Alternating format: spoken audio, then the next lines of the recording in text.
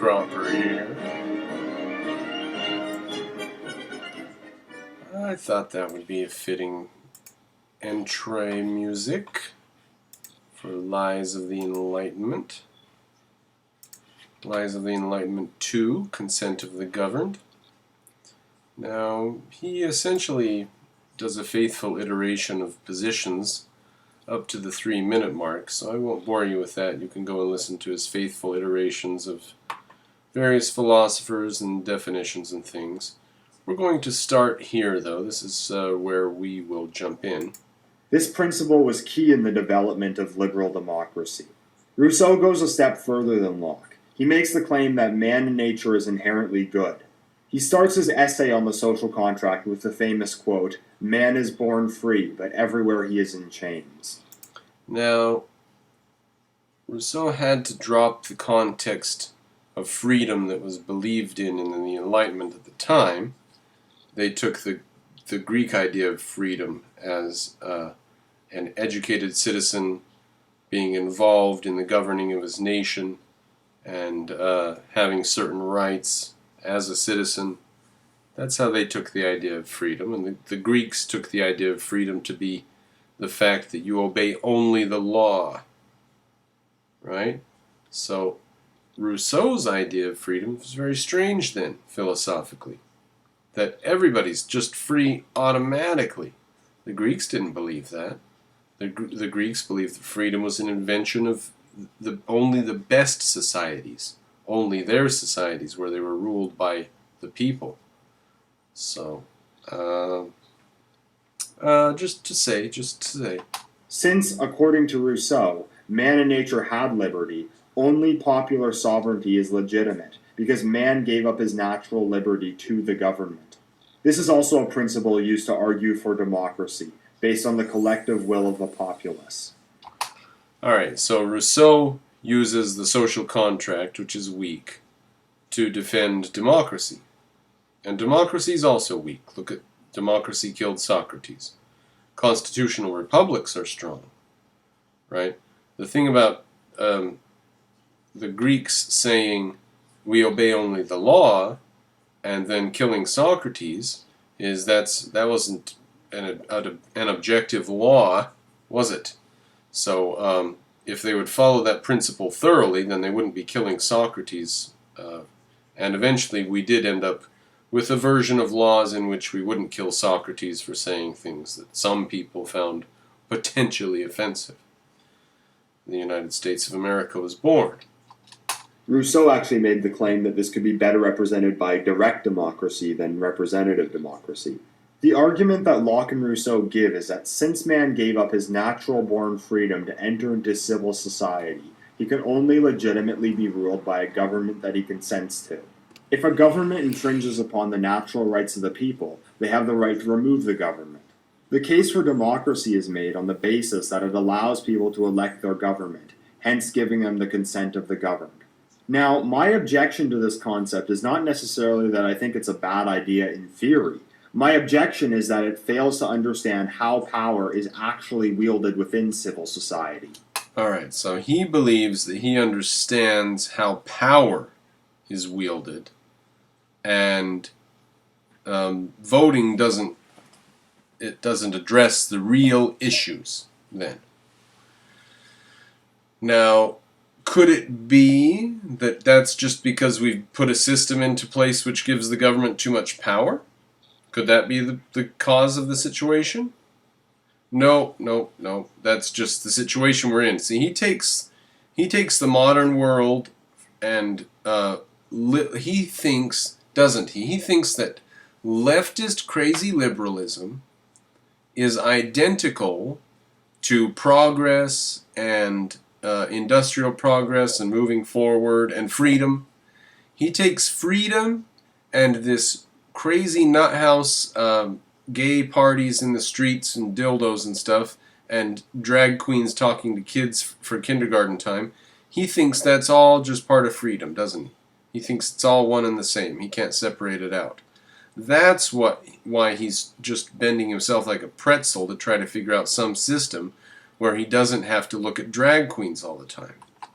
The democratic system in no way provides the populace the ability to determine the power structure under which they are ruled. Alright, so he's saying there's a power structure, and voting has nothing to do with the power structure. And the notion that a democratic government rules by the consent of the populace and in any way reflects their will is completely false. To understand why this is the case, we need to understand what people in civil society are really ruled by. People are ruled by power. Well, that's just saying power is held by those who rule. So that's pretty bad. Does that give us a hint that his thoughts are not really particularly clear on this subject? Now, what exactly is power? Power is the ability to get people to conform to your will, to get them to do what you want them to, and to not do what you don't want them to. People are ruled by power. Now, power is the ability. What? Completely false. To understand why this is the case, we need to understand what people in civil society are really ruled by. People are ruled by power. Now, what exactly is power? Power is the ability to get people to conform to your will. People are ruled by the ability to conform to your will, by somebody getting them to conform to their will. Get them to do what you want them to, and people are ruled by people getting them to do what they want them to do. Not do what you don't want them to. And not do what they don't want them. That's what rules people over. That's what rules over people. To reward those who conform or punish those who dissent. That's who rules over people. Reward and punishment for conformity and dissent. And the power structure under which civil society is governed goes far beyond the elected officials of said society. In fact, they are not above this rule, because power is wielded by things like cultural norms, religious institutions, intellectual thought, media outlets, and of course, financial power. Ay, Polloy. What was his claim at the beginning of all this? He just is listing all the things culture is made of. He just listed everything. To understand what people in civil society are really ruled by. Okay, what people in civil society are really ruled by. And isn't it quite a list up here? Beyond the elected officials of said society. In fact, they are not above this rule, because power is wielded by things like cultural norms, religious institutions. So people are actually ruled by cultural norms, religious institutions, intellectual thought, media outlets, and of course, financial power. Okay, so people are ruled by all those things. That's what he says in there. He's a little bit turned around about it. These organs of influence form what is a wider societal consensus under which the society is governed. They have the ability to instill a worldview into the populace. They instill a worldview, or they come from a worldview? They instill a worldview, so the populace just comes to this blank tabula rasa, no thoughts of their own. And here are these corporations and banks and schools and societies all just waiting to instill this stuff into the individual who has no thoughts of his own? Really, that's a very strange way to look at it, isn't it? Pressure them into living what's deemed an acceptable lifestyle. Oh, pressure them into living in a... So they were just free-willing citizens before these bastards showed up and with their society and their churches and their social norms. And have them respect the authority structure as a whole. And this is not... Where did this authority structure as a whole come from? It was just sitting there, and these people were walking along, and all of a sudden the authority structure jumped in front of them and said, "Aha, I got you." That's kind of what it sounds like. Not something the populace consents to. Like, without the authority structure that exists around us, we wouldn't have what we have. Now, that hasn't turned out to be a very good situation in Germany, has it? That's been a disaster for them, and didn't turn out very well in Detroit, did it? So authority structures are very important, aren't they? But the authority structure around us gives us what we have. Very strange for him to think that the individual is just walking along, minding his own business, and all of a sudden authority structures jump out and coerce him. It's imposed from the top down. The officials that the voters in a democracy elect are still subject to this rule and act more in accordance. Tell you what, if it's imposed from the top down, let's do a little thought experiment with Antifa. Let's say that some Republicans, including Trump, get what they want, and some people go in there and crack open some Antifa heads and arrest a bunch of them, and charge them with some really serious crimes and give them 10, 20, and 30-year prison sentences, and also arrest the mayor for some sort of treasonous collusion or something like that, something really juicy, and put him in jail for a few months or something like that, or even for a few years. Charge him with attempted manslaughter or something like that for one of the people injured when he tells the police to stand down. Or charge him with every single act of violence committed by the crowds when he tells the police to stand down. Something like that. If we were to go there and do that, and something like that may happen, Trump might actually do something about Antifa at some point. I'm not sure he wants to. I think it might be in the government's best interest to let it get out of control. But let's say they do something about it. Then what are you going to say? That's society getting the heads cracked in of some members of society, and most of us want it. The law-abiding members of society don't want Antifa to be cracking in the heads of journalists and old men walking down the street in Portland for no reason, and the police don't do anything about it because they don't want to incite the crowd. We hate that. So what's going to happen when they go crack Antifa's heads in? You say that they're forcing their values on Antifa? What is society? Society is all these things. It's forced from the top down. Is it? Well, is it all those things or is it not? You see how confused he is? He's like scrambled eggs with his ideas about society, about power. Like, power is all these things and all the things around us in culture, but the individual's just walking along like an innocent individual, and all of a sudden he gets jumped by these powerful things. These things aren't run by individuals. They're not built by individuals. They're not built for individuals, are they? They're not built by individuals, for individuals, thinking about individuals. That's actually the case, isn't it? Whether they're good or bad. Whether they're good or bad, these systems are built by the individuals in society, for the individuals in society. For them in the sense, in good or bad, good or bad. To this force, and they do the will of their constituencies.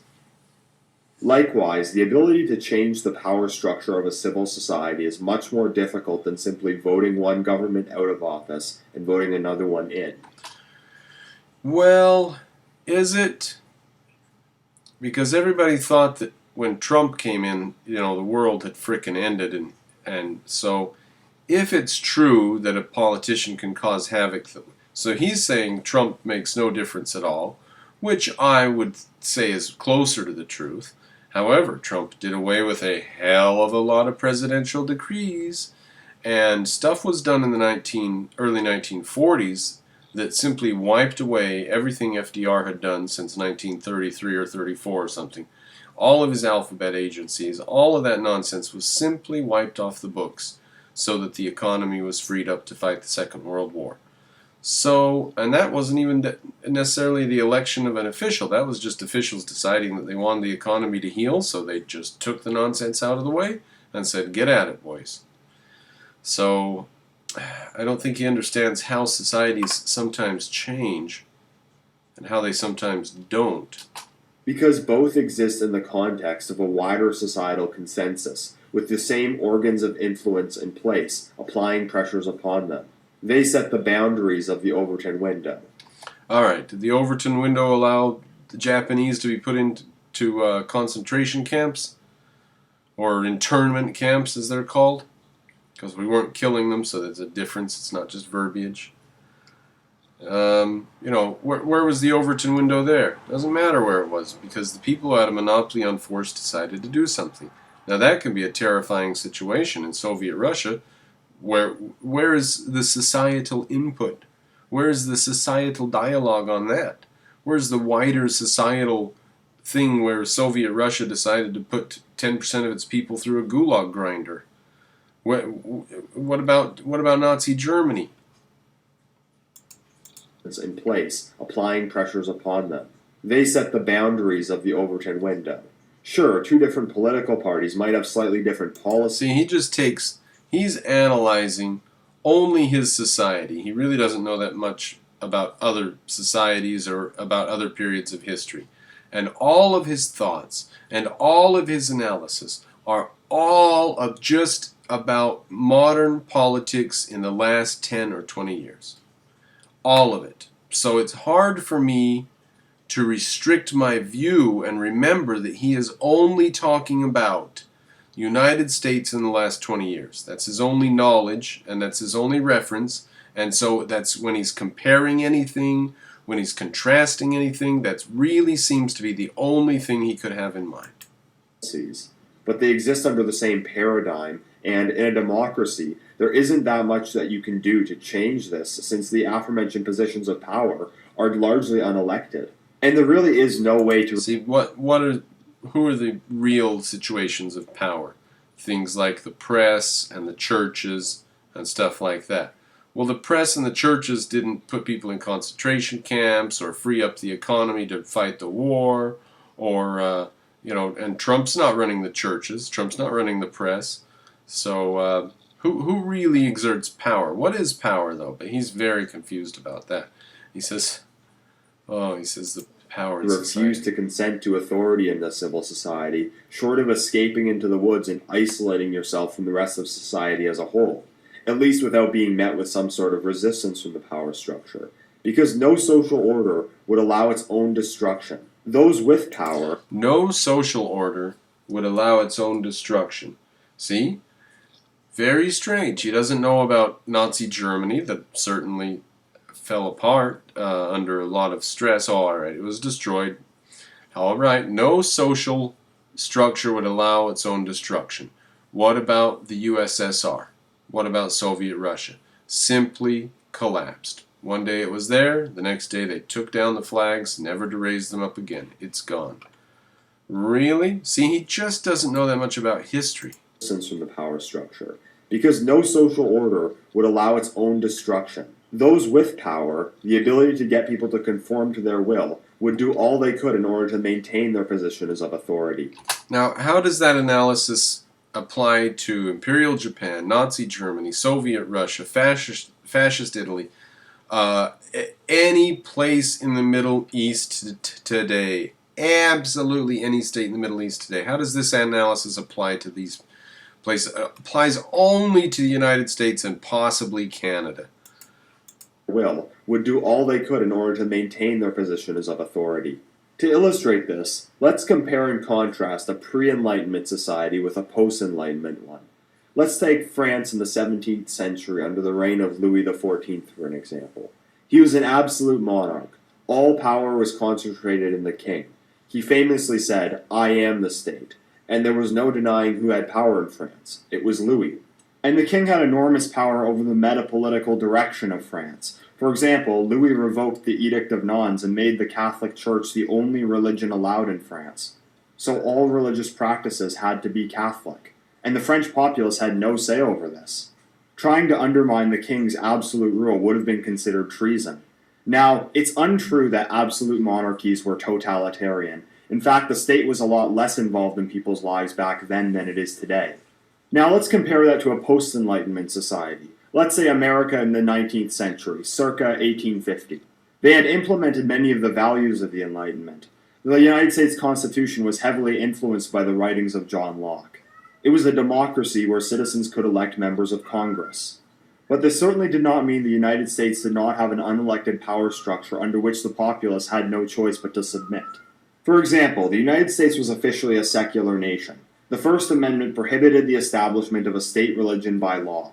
However, it was a deeply religious country at the time, and though the church didn't have legal power, it still wielded an enormous amount of cultural power. People were raised under Christian values and lived in accordance to them. Though they weren't legally enforced as they were in Louis XIV's France, they were enforced by social norms, which anyone who wanted to be a respectable member of society needed to follow. Some states even had blasphemy laws. So even though it was officially a secular nation at the time, someone who advocated Satanism wouldn't be able to hold a position of power in 1850. They'd create a public outrage, they'd be socially ostracized, and barred from any influential institution. What were some other influential cultural forces at the time? America had a frontiersman culture. The expansion westward was driven by this spirit. Manifest destiny was the belief that America had a duty to settle the West. It was something deeply rooted in their culture. People were also extremely ethnocentric back then, so things like miscegenation were extremely taboo. And just like in every civil society, capital was extremely influential. This was the driving force behind the Industrial Revolution of the 19th century. The point I'm trying to make is that even liberal democracies are... Oh, Jesus, I was really hanging on the edge of my seat there. Alright, the point that he's trying to make. What the hell point is he trying to make? Because earlier, I was just begging him to please consider something outside of 1990 and 2000 modern America or Canadian politics. And then he delves into France and starts talking about about France having an edict come from the government, and then all this about America. What the hell is his point? The 19th century. The point I'm trying to make is that even liberal democracies are still subject to a metapolitical, cultural, and economic power structure, which... Alright, so there's a lot of people that wield power, even in these complex societies? Largely determines the direction they go as a society. And it's not really something that's decided upon through the democratic process. Oh, I see. So we can't vote on this stuff. Voting doesn't matter as much as we think? Likewise, the power structure of a liberal democracy will enforce itself just like an absolute monarchy. Say, for instance, in 19th century America, what if there was a portion of the population that were unhappy with the direction America was going and withdrew their consent to be governed by it?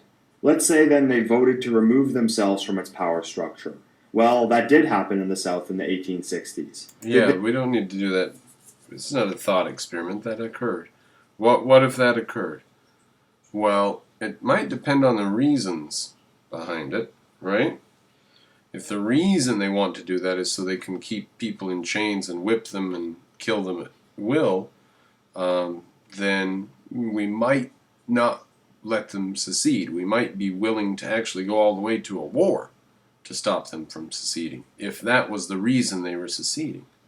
If they were seceding for some other reason, like Maine wanted to secede because of high taxes, who knows? Who knows whether we would go to a shooting war over that? Who knows? This democracy, which allegedly ran on the consent of the governed, allow them to do so? No, they considered it treason. The federal government fought a long and bloody civil war to crush the rebellion. Because no civil society that wishes to survive can allow its authority to be undermined. So the federal government asserted its power by force. Now, this is not meant to be a criticism of America in the 19th century, nor is it meant to be a criticism of France under absolutism. One had a centralized metapolitical power structure, and one had a decentralized one. But both had one nonetheless. And that's not a bad thing. I simply believe that this is the nature of power. And if a social order is conducive to the long-term health of a civilization... So, am I taking it to mean he approves of the King of France doing what the King of France did? And he approves of he approves of power being wielded in what seems to be an arbitrary way to some people, perhaps, he's saying? He's saying it seems arbitrary, but he approves? Is that what's going on? Then having a power structure that enforces it is beneficial. So in my opinion, the fact that they didn't live under modern liberal values is a good thing. The point is, though, that... I see. Anything that beats up on modern liberal values. So the king can put in a religious edict and force people to live by religious rules or whatever, and that's all okay. Because anything besides gay pride parades and drag queens for kindergarten time is okay with this guy. I think that's what really gets his gripe, is he's sick and tired of this bullshit disintegration of our society, and he believes that it is because of freedom and our modern values. He thinks that freedom and modern values are the same thing as postmodern disintegration and nihilism. He thinks they're the same thing. Democracy does not give a populace the ability to decide the direction their civilization goes in, like the Enlightenment thinkers claim it does. Metapolitics is the driving force behind the course of civilizations over long periods of time. Power is wielded by numerous unelected organs of influence, under which those in a democratic society are still under the influence of. And again, this doesn't under which, okay, that was a good necessarily sentence. result in totalitarianism. If the social order is a organs of influence under which those in a democratic society are still under the influence of over long periods of time. Power is wielded by numerous unelected organs of influence under which those in a democratic society are still under the influence of. Power is wielded by numerous unelected organs of influence under which those in a democratic society are still under the influence of. Organs of influence under which those in a democratic society are still under the influence of. Numerous unelected organs of influence under which those in a democratic society are still under the influence of. Okay, and again, this I'm doesn't done. necessarily result in totalitarianism. If the social order is aligned with human nature, then it will likely create a freer society where the state doesn't need to interfere with people's lives. Now let's look at the modern West. Why is this the social order is aligned with human nature? Then it will likely create a freer society where the state doesn't need to interfere with people's lives. All right, that's probably the juiciest claim I've heard him make since I've listened to this guy speak. We have to align our system with human nature, and then it will create a freer system for the individual. Probably. Then it will likely create a freer society where the state doesn't need to interfere with people's lives. So, just have the state build society correctly, and then the state won't need to interfere in people's lives. Interesting. Isn't the state not interfering in order to build this? Now let's look at the modern West. Why is this lie of development so detrimental to us today? Because it gives the liberal democratic order under which the West is ruled today a false sense of legitimacy. That the power structure under which we live is by the consent of us, the governed, and that we have the ability to change it through the democratic process. Yeah, you guys in Canada are totally screwed. However, in the United States we got Trump in, and I'm happy to report Boris got in as Prime Minister in the UK. Now, England is the country that invented Churchill. So it's time for Act 2. So come on, Boris. Bring him out of the EU. Let's do this.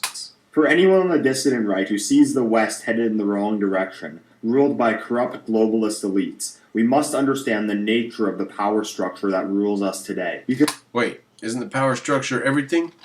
Because it's certainly one that we are not in control of, and it all comes down to power, the ability to make people conform to your will. So what are some of the organs of influence governing the West today? I thought we already went over those. I thought it was church and society. The media. Multi-billion-dollar corporations which control the means of information distribution. They have the power to force our will? Isn't that what he just said? Globalist elites. We must understand the nature of the power structure that rules us today, because it's certainly one that we are not in control of, and it all comes down to power, the ability to make people conform to your will. So, the ability to make people conform to your will. What are some of the organs of influence governing the West today? The media. They have the ability to make people conform to their will. Fox News and CNN on the same graphic have the ability to make people conform to their will. Do they? I thought the government had that power. They have the ability to make people conform to their will. Really? These guys do? Alright, they get people fired and stuff, right? Why is Fox News on there with CNN? Yeah. Multi-billion-dollar corporations which control the means of information distribution. They have the ability to craft a narrative which is sold to the wider public as the objective truth. These corporations can decide what they report on, how they portray the events, and tell you how you're supposed to think about them. And now, with social media becoming the public space, tech companies have massive control over the distribution of information. They have the ability to decide what someone can and can't say. And if you're advancing a narrative that they don't approve of, they can simply deny you access to their platform. The education system. The conditioning under which every member of society must undergo from their childhood all the way to adulthood. Public education teaches the youth from their youngest age how they're supposed to understand the world, while higher education instills the desired worldview into those who will make up the positions of power in the future. He's griping about the way our state education system has degenerated in the last few decades or something like that. Is he talking about What is this? The Enlightenment? What does this have to do with consent of the governed? Okay, whatever. The Academy has the ability to deem sources of information credible or not credible, since after all, they're the educated ones. And most of all, money power. Alright, so the Enlightenment has led to this? He thinks the Enlightenment has led us to where we are today. We are at the height of the Enlightenment, he thinks. He doesn't think that we left the Enlightenment behind 100 or 150, 200 years ago and have been going downhill and getting crazier and worse. He doesn't think that. He thinks the Enlightenment has just been powering and steaming forward. He thinks everything in this picture right here, Wall Street, the great New York City, he thinks that this is all Enlightenment. Now, it is. This is coasting. This is coasting on the Enlightenment. He thinks that all the people here and everything in their brains and everything that's going on here is all the Enlightenment. And the Enlightenment has long, long been extinguished. We are coasting. These people here are coasting. And if you removed them from their comfy world in which from their power structures, if you removed them from all the power structures around them, and they had to build their own power structures, these particular people here would be useless and helpless compared to the founding fathers who built the great nation in which they stand. Corporations, lobby groups, NGOs, banks. Capital has the ability to determine how society's resources are allocated. It all comes down to money. Those bastards with their money. It's all the rich people. Capital has the ability to decide how things happen, right? And how things happen is power, right? And power is making people conform to your will, right? So if you have capital, people can conform to your will, right? Is that the type They of decide thing? who gets funding and who does not. And all of these have the ability to bankroll the societal changes they want to see. These are the various organs of influence exerting power over the Western liberal democracies today. Alright, well, the fact that we've given the government control of education is the root of this problem, alright? So get the government out of education and we wouldn't have the problem with the government teaching scandalous things in the schools. That's problem solved. You don't have to do away with society or let the king do terrible things or bring back a king. You don't have to do this crazy shit. Just get the government out of the education system. None of which are democratically elected. And it just so happens that the vast majority of these bodies are in support of the cause of progressive globalism. Thing is, if we had a free education system, this guy would come along and he would say, everybody needs to be learning certain stuff. Why are these kids over here not learning certain stuff? Why is those kids over there only going to a religious school? And, once we get to that situation, I'm going to shrug and I'm going to say, look, if you want the government to run everything, let me just tell you some horror stories about kids that couldn't read, and about 80 or 90% of the kids in the nation graduating from school completely dumb as rocks. Let me tell you how bad it was. You do not want to go back to that. Anything is better than that, including small religious schools where maybe the kids don't learn too much or whatever, but at least their minds aren't being actively destroyed by a systematic government program. So, this guy wouldn't be happy with free schools, I'm sure. He would come along and want the government to set up some sort of a system which he thinks would be better, a system in accordance with human nature which would allow us to act free in the long run. Right? That's what he would rationalize. They form what Mencius Moldbug referred to as the cathedral, the ideological consensus held by the intelligentsia. That's why our culture today is dominated by progressivism, because it's the societal direction that the elites in power want to push. These various arms of the cathedral wield far more power over the lives of individuals than any elected official does. While the government has the ability to govern by force, the cathedral has the ability to govern by soft. Now, does this guy Endeavor want to change this situation and have the government take power from these bastards? Power. This decentralized yet ideologically uniform governing force has the ability to put forth a societal narrative that... Okay, he's saying they are a governing force, and they are ideological, and they're bending us to their will. That forms the West's understanding of good and evil. The cathedral sets the boundaries of the Overton window, deciding which opinions are acceptable and which ones are not. It has the ability to control people, not through force, but through social shaming and economic intimidation. Now, I'm going to look at when this was published, right? And if it was published after Trump was elected, that's very strange. Yes, it was published after Trump was elected. Very strange for him to say these things. Boundaries of the Overton window, deciding which opinions are acceptable and which ones are not. It has the ability that forms the West's understanding of good and evil. The cathedral sets the boundaries of the Overton window, deciding which opinions are acceptable and which ones are not. It has the ability to control people, not through force, but through social shaming and economic intimidation. So, did that work to get Trump not elected, or to control Trump once he was in office, or to control Trump's voters? So this guy is analyzing Canada at this point. Canada and only Canada.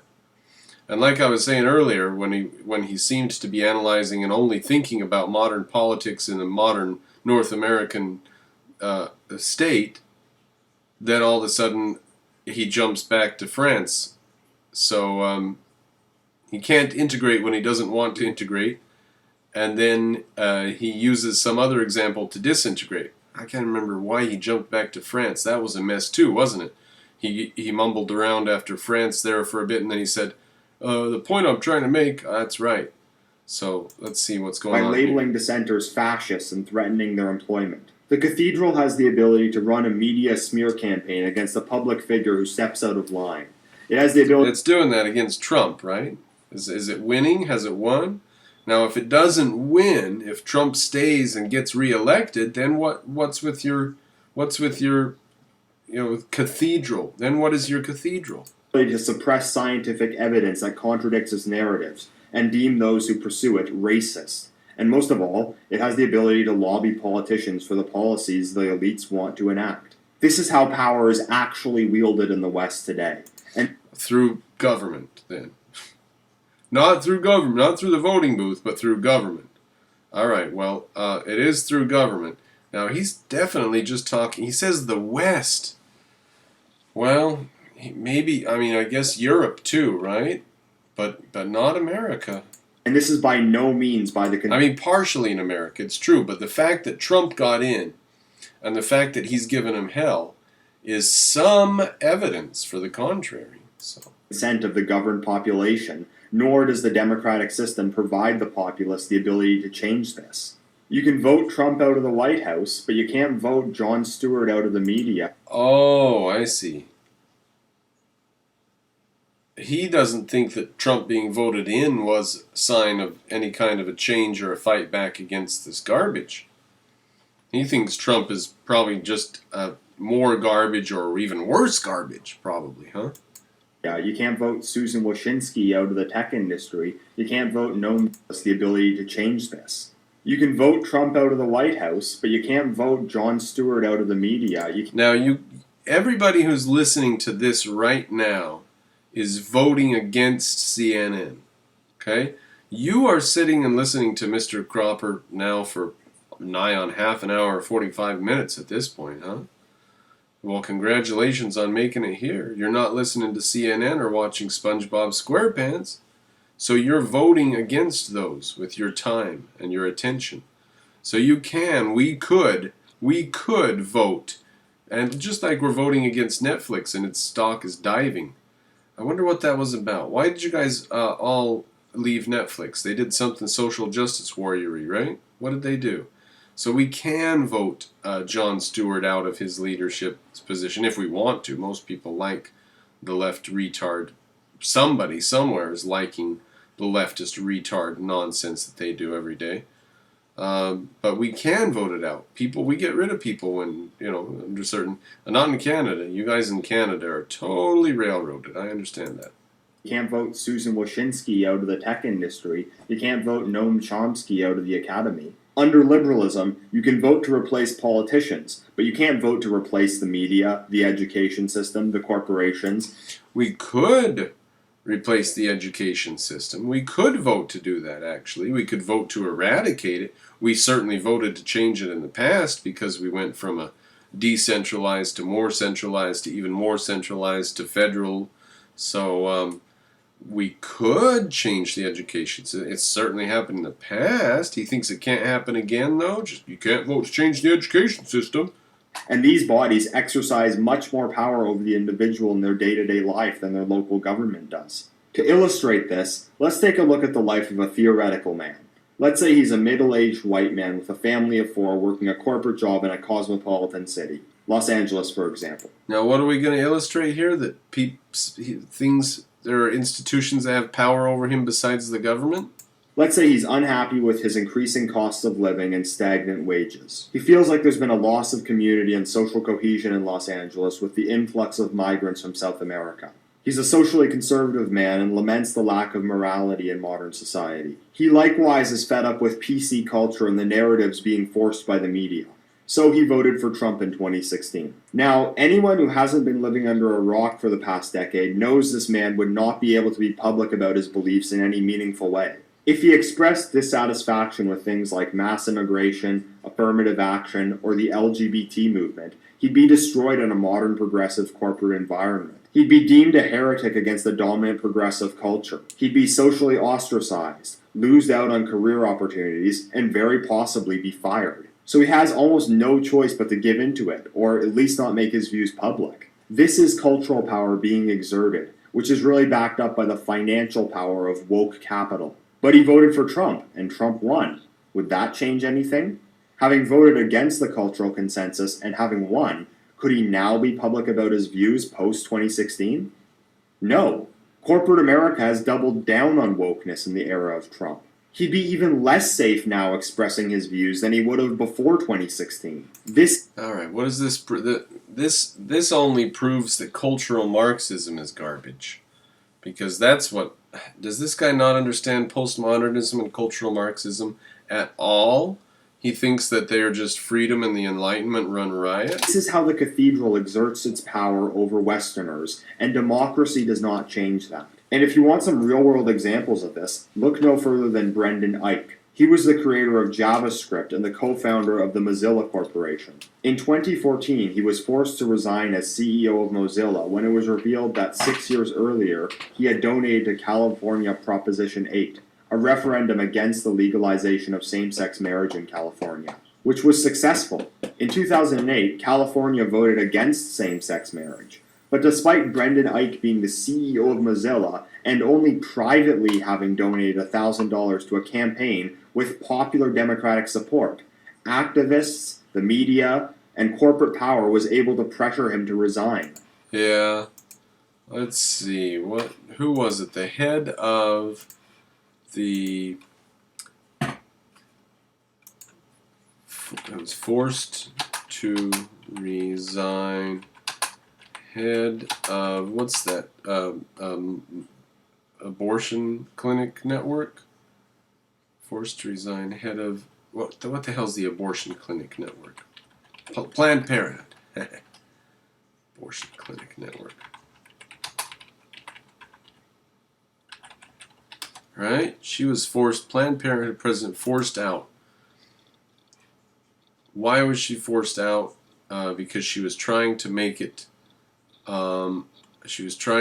about medical stuff, and they wanted it to be about abortion or something like that. She said something pretty racy about it.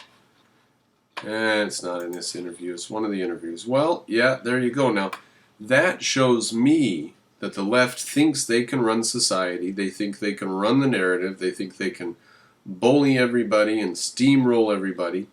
And that's going to work until the day that it doesn't. And everybody's getting fed up with it. Now, I left college 10 years to 13 or 14 years ago. I quit college. And I said, these people, these socialists, are going to ruin this place. This is a bunch of garbage going on in here. And nowadays, everybody else is leaving college too, because it's gotten out of control. Now, some of them kept their heads low for an awfully long time and waited until they waited until the mob actually came for them personally before they left. But I got the hell out of there. And that, when the man on the street knows the colleges are terrible, then we're ready for change. So change happens. This poor guy doesn't. This poor guy lives in Canada. He doesn't have any idea how these things would change. They just railroad straight down. They can vote for a liberal or another liberal. That's their choices in Canada. And despite Proposition 8 being successful, as we all know, it was overturned several years later and same-sex marriage was legalized in California. That's the power of the cathedral at work. Yeah, but it works until it doesn't. And there's plenty of examples of heretics convicted of wrongthink. James Watson, Charles Murray, James Damore, Lindsay Shepherd, and many, many more. Now, they're not convicted of wrongthink by free people or the Enlightenment or something like that. They're convicted of wrongthink by the cathedral, which has been taken over by postmodern philosophy, which apparently this guy has no idea about. Going back to this lie of the Enlightenment, the idea that democracy grants people the ability to consent to their governance and that the government is... See, he's using the failure of Marxist postmodernism to defeat the Enlightenment. That's as confused and stupid and weak as it gets. The manifestation of their will is quite dubious, because it tricks people into believing that they control political power, when real power is in the hands of the cathedral. So it gives the powers that... Is real power in the hands of the cathedral? I mean, they think they have real power, and they're certainly trying to wield it. In the United States, they think that they're wielding it, but how well is that working? They thought they were wielding it when they said Trump will never be elected, and everyone who votes for Trump's an idiot. Nobody could possibly vote for Trump, and don't try to vote for Trump. He's such a loser. Everybody's going to lose. Bam, Trump won. So they try, and right now they're trying with all kinds of things, but people aren't buying it, including up to, and I don't agree to it, but up to and including calling these people before Congress, the head of Twitter and the head of Facebook and stuff, to say, why are you calling these people Nazis? Can you give any evidence that they're Nazis? What reason do you have for saying that they're Nazis? Actually having them testify before a Congress subcommittee on that. So these things, you're in Canada. You're in Canada. Be a false sense of legitimacy and keeps people under the impression that they are in charge. But yeah, in Canada, you guys are not in charge. Any sense that you have that your government's legitimate is not correct. You guys are screwed. Like Bane from The Dark Knight Rises, I must ask, do you feel in charge? I'll borrow an argument from the YouTuber Charlemagne that an absolute monarchy might actually give people a greater ability to force societal change. See, he wants something other than this garbage where we have gay pride parades and people wearing dildos in the streets. That's what he wants. He would even go for a king at this point, if he could get out of this postmodern Marxist degradation. Now that's the tragedy. He's going to throw the Enlightenment out because he doesn't like Marxism and Marxism light and post-Marxism and neo-Marxism. He doesn't like all this Marxist garbage, so he's going to throw out the Enlightenment. Terrible. Terribly sad, stupid, naive. Terribly stupid. Change. Because under a monarch, you would at least be able to identify where the power was coming from. People could direct their discontent towards the source of... Let's go back in time, give all authority to one man, just so we can tell what the hell is going on around here. Power. Under liberalism, however, we're ruled by this dark power which is self-enforcing and hard to pin down. It's difficult for people to force change when the power structure they're ruled under is so decentralized. See? He wants to be able to force change. He wants his type of change, and he wants it in his control. He wants it out of the hands of these goddamn liberals and their transvestite dinner parties. Even in the abstract, I believe that the idea that democracy grants legitimacy through the consent of the governed is false. My objection... So he's mad that our societies are disintegrating all the while that we have the vote. And he says, well, the vote isn't helping your society from disintegrating, guys. So, let's do away with the vote. To the powers that be today is not that they reign undemocratically. Again, I believe that this is just the nature of power. My objection is that the societal consensus that they're imposing is anti-human and designed to destroy the West. So we don't need to worry about vote. Let's put a system in place that is pro-human. And let's not worry about voting anymore. That's his advice. The reason that the cathedral is drifting closer and closer to totalitarianism isn't because it's undemocratic. Well, he wants to just let's not drift towards totalitarianism. Let's just declare it with a giant party. A hooray! It's because the social order they're trying to enforce is anti-human and requires control over people's lives in order to maintain.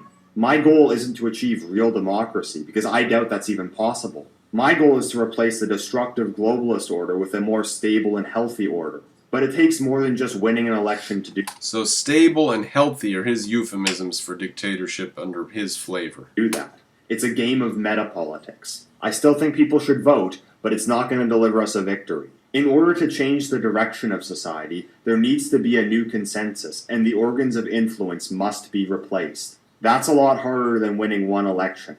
And in order to make change, we must first... I wonder if he thinks throwing Trump out of office is a first step towards making change. How confused is he if he doesn't think Trump is part of the system changing? understand the nature of power, because democracy does not put it in our hands.